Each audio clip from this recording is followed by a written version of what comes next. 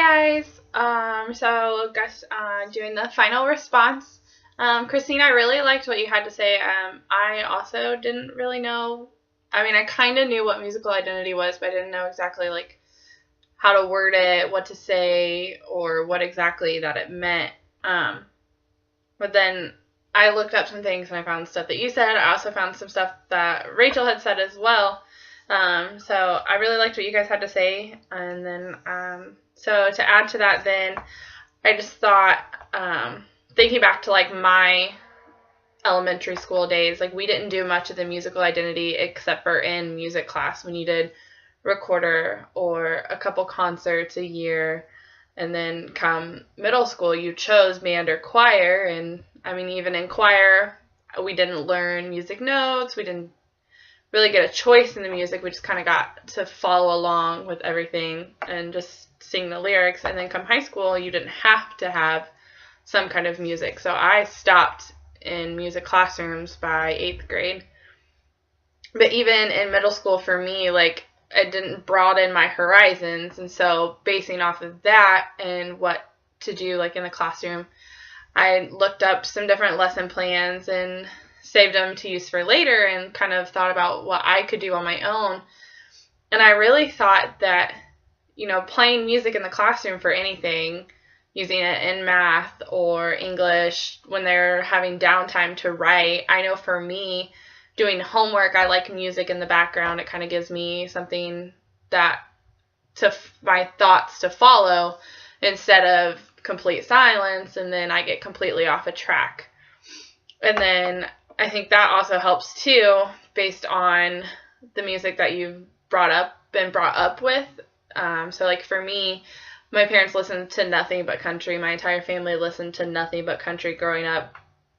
So for me, country is my security blanket, where I know that's my music, that I know I'm going to like this. I know plenty of songs that I like. And about middle school, some of my friends were listening to stations like B1029 and 96.5. So I got into a little bit of rap and pop and hip hop. So I've got a little bit more brightened horizons, and I listen to more of that now. And I feel like that's kind of more of, I need something really peppy. So do I know a country song, or do I want to go to hip hop or pop or rap or something? And I think in the classroom, we need to help the children to build that. So for me, I feel like if we would have had more of a musical experience in elementary school, maybe I would have broadened my horizons earlier, maybe listened to a little bit more, like a little bit of different stuff. So I feel like as future teachers, we have to think about that and how we can incorporate it into our classrooms. And so I thought of, using, like I said, different for math and stuff like that. And then that also lets them kind of learn. And you don't have to play the same music all the time. There's Pandora, and you can shuffle through stations, or you can pick obviously appropriate stations and you can shuffle instead of just listening to, whenever we did music in the classroom, we listened to Disney because that was safe for everyone. You can do Disney, you can do country, pop, classical, you can do all kinds of stuff and just do a rotating station or shuffling, so that way they get their horizons broadened. And then you can also bring musical instruments into the classroom. I remember we used xylophones one time for math in my 5th grade class, and I felt like it's not the typical math that you do, and I think that kind of made it a little more exciting to try and learn the math because it was something different that we did. So I think we just need to come up and be a little more creative on stuff in our classroom and outside of our classroom to help our kids get their own musical identity.